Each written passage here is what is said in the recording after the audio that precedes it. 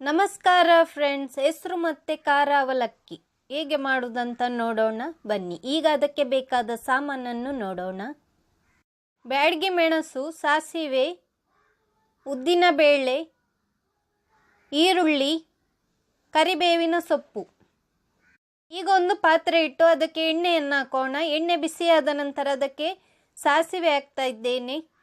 ಸಾಸಿವೆ ಸಿಡಿದ ನಂತರ ಅದಕ್ಕೆ ಉದ್ದಿನ ಬೇಳೆ ಹಾಕ್ತಾ ಇದ್ದೇನೆ. ಈಗ ಬ್ಯಾಡಗಿ ಮೆಣಸನ್ನು ಹಾಕ್ತಾ ಇದ್ದೇನೆ. ಈಗ ಕರಿಬೇವಿನ ಸೊಪ್ಪು ಹಾಕ್ತಾ ಇದ್ದೇನೆ. ಈಗ ಇದನ್ನೆಲ್ಲ ಚೆನ್ನಾಗಿ ಹುರ್ಕೊಳ್ಬೇಕು. ಒಗ್ಗರಣೆ ರೆಡಿಯಾಗಿದೆ. ಈಗ ಇನ್ನು ಇದಕ್ಕೆ ಹೆಸರನ್ನು ಹಾಕೋಣ. ಮೊಳಕೆ ಬರಿಸಿದ ಹೆಸರನ್ನು ಹಾಕ್ತಾ ಇದ್ದೇನೆ.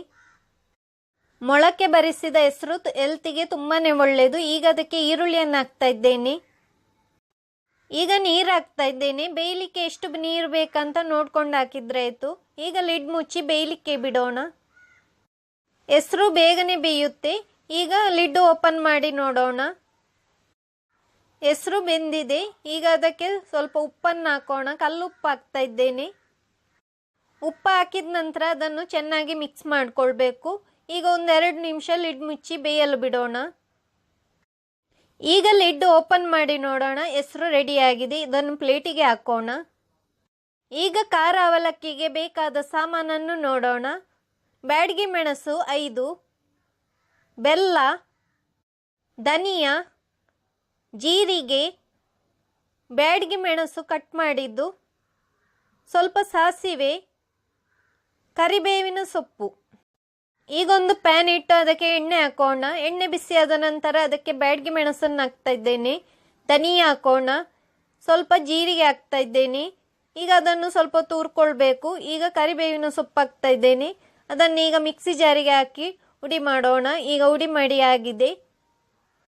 ಈಗ ಬೆಲ್ಲವನ್ನು ಸಣ್ಣದಾಗಿ ಕಟ್ ಮಾಡಿಕೊಳ್ಬೇಕು. ಹೀಗೆ ಕಟ್ ಮಾಡಿಕೊಳ್ಬೇಕು. ಬೇಕಿದ್ದರೆ ಇದನ್ನು ಮಿಕ್ಸಿ ಜಾರಿಗೆ ಹಾಕಿ ಕೂಡ ಪುಡಿ ಮಾಡಿಕೊಳ್ಬೋದು. ಇಷ್ಟು ಪುಡಿ ಮಾಡಿದರೆ ಸಾಕು. ಈಗ ಅವಲಕ್ಕಿಗೆ ಪುಡಿ ಮಾಡಿದ ಮೆಣಸು, ಧನಿಯಾ, ಜೀರಿಗೆ ಹಾಕ್ತಾ ಇದ್ದೇನೆ. ಬೆಲ್ಲ ಹಾಕ್ತಾ ಇದ್ದೇನೆ. ಈಗ 1 ಕಪ್ಪಿನಲ್ಲಿ ನೀರು ತಗೊಂಡು ಅದಕ್ಕೆ ಪುಡಿ ಉಪ್ಪನ್ನು ಹಾಕ್ತಾ ಇದ್ದೇನೆ. ಅದನ್ನು ಕಲಸಿಕೊಳ್ಬೇಕು. ಈಗ ಅವಲಕ್ಕಿಯನ್ನು ಚೆನ್ನಾಗಿ ಮಿಕ್ಸ್ ಮಾಡಿಕೊಳ್ಬೇಕು. ಖಾರ ಬಜಿಲ್ ಮುಂಚೆ ಕೂಡ ನಾನು ಮಾಡುವುದು ತೋರಿಸಿಕೊಟ್ಟಿದ್ದೇನೆ. ಅದು ಕೆಲವರಿಗೆ ಕಷ್ಟ ಆಗ್ಬಹುದು. ಅದಕ್ಕಾಗಿ ಇದು ಸುಲಭದ ವಿಧಾನವನ್ನು ತೋರಿಸಿಕೊಡ್ತಾ ಇದ್ದೇನೆ. ಈಗ ಉಪ್ಪಿನ ನೀರನ್ನು ಹಾಕಿ ಅದನ್ನು ಚೆನ್ನಾಗಿ ಮಿಕ್ಸ್ ಮಾಡಿಕೊಳ್ಬೇಕು. ಇದರಿಂದ ಸಾಫ್ಟ್ ಆಗಿ ಬರುತ್ತೆ. ಒಮ್ಮೆಲೆ ನೀರು ಹಾಕ್ಕೊಂಡು ಮಿಕ್ಸ್ ಮಾಡೋದು ಬೇಡ. ಸ್ವಲ್ಪ ಸ್ವಲ್ಪ ನೀರು ಹಾಕ್ಕೊಂಡು ಮಿಕ್ಸ್ ಮಾಡಿದ್ರೆ ಆಯಿತು. ಈಗ ಖಾರ ಅವಲಕ್ಕಿ ರೆಡಿಯಾಗಿದೆ. ಅದಕ್ಕೆ ಒಗ್ಗರಣೆಯನ್ನು ಇಡೋಣ. ಒಂದು ಪ್ಯಾನ್ ಇಟ್ಟು ಅದಕ್ಕೆ ಸ್ವಲ್ಪ ಎಣ್ಣೆ ಹಾಕ್ತಾ ಇದ್ದೇನೆ. ಎಣ್ಣೆ ಬಿಸಿಯಾದ ನಂತರ ಕಟ್ ಮಾಡಿದ ಬ್ಯಾಡಗಿ ಮೆಣಸನ್ನು ಹಾಕಿ ಹುರ್ಕೊಳ್ಬೇಕು. ಈಗ ಅದು ಸ್ವಲ್ಪ ಕಲರ್ ಚೇಂಜ್ ಆದ ನಂತರ ಅದಕ್ಕೆ ಸಾಸಿವೆ ಹಾಕ್ತಾ ಇದ್ದೇನೆ.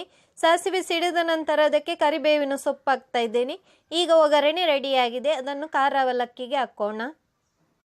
ಒಗ್ಗರಣೆಯನ್ನು ಖಾರ ಅವಲಕ್ಕಿಗೆ ಹಾಕಿದ ನಂತರ ಅದನ್ನು ಚೆನ್ನಾಗಿ ಮಿಕ್ಸ್ ಮಾಡಿಕೊಳ್ಬೇಕು. ಹೆಸರು ಮತ್ತು ಖಾರ ಅವಲಕ್ಕಿ ತಿನ್ನಲು ಚೆನ್ನಾಗಿರುತ್ತೆ. ಇದನ್ನೊಮ್ಮೆ ಟ್ರೈ ಮಾಡಿ ನೋಡಿ. ಈಗ ಖಾರ ಅವಲಕ್ಕಿ ರೆಡಿಯಾಗಿದೆ. ಅದನ್ನು ಪ್ಲೇಟಿಗೆ ಹಾಕೋಣ. ಹೇಗೆ ಉಂಟಂತ ಕಮೆಂಟ್ ಮಾಡಿ ತಿಳಿಸಿ. ನನ್ನ ಚಾನೆಲನ್ನು ಸಬ್ಸ್ಕ್ರೈಬ್ ಮಾಡಲು ಮರೆಯದಿರಿ. Thank you.